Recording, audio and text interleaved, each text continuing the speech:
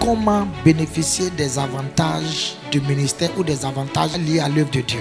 Car Dieu n'est pas injuste pour oublier votre travail. Deuxièmement, et l'amour que vous avez montré pour son nom. Troisièmement, ayant rendu et rendant encore des services au sein. Il est dit ici que la nature de Dieu lui-même l'oblige à être reconnaissant et à récompenser. Donc il n'est pas injuste. Dieu est un Dieu juste. Il fait ce qui est bien. Il fait ce qui est juste. Et à cause de sa nature, il tiendra compte forcément de ce que tu accomplis dans son royaume pour te récompenser. Dieu n'est pas injuste pour oublier. Il n'oublie pas tout ce que quelqu'un accomplit dans l'œuvre, pour son œuvre. Dieu note cela. C'est pour cela que le roi Ézéchias, lorsque Dieu s'était fâché contre lui, Dieu a envoyé le prophète Ésaïe lui dit qu'il mourra maintenant. Mais Ézéchias, connaissant Dieu, sachant que Dieu note tout ce qu'on lui fait et qu'il n'est pas oublieux, Ézéchias s'est agenouillé. Il dit: Dieu, souviens-toi, j'ai fait ci pour toi, j'ai fait ceci pour toi. Et Dieu s'est souvenu de ses œuvres et Dieu change d'avis à son égard.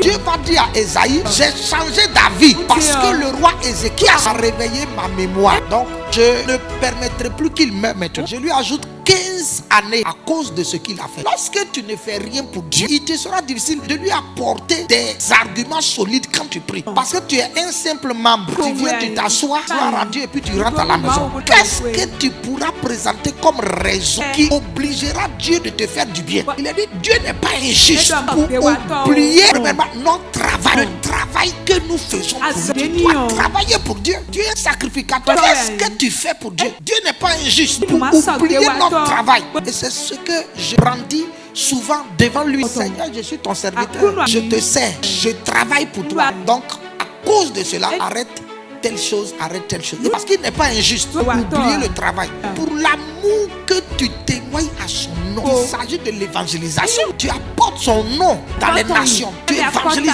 Tu parles de lui aux gens. Dieu n'est pas injuste pour oublier cela. Ensuite, il dit qu'il n'est pas injuste pour oublier le service que tu rends au sein. Ça, c'est le ministère envers l'église. Le ministère envers les frères, envers les sœurs. Le culte.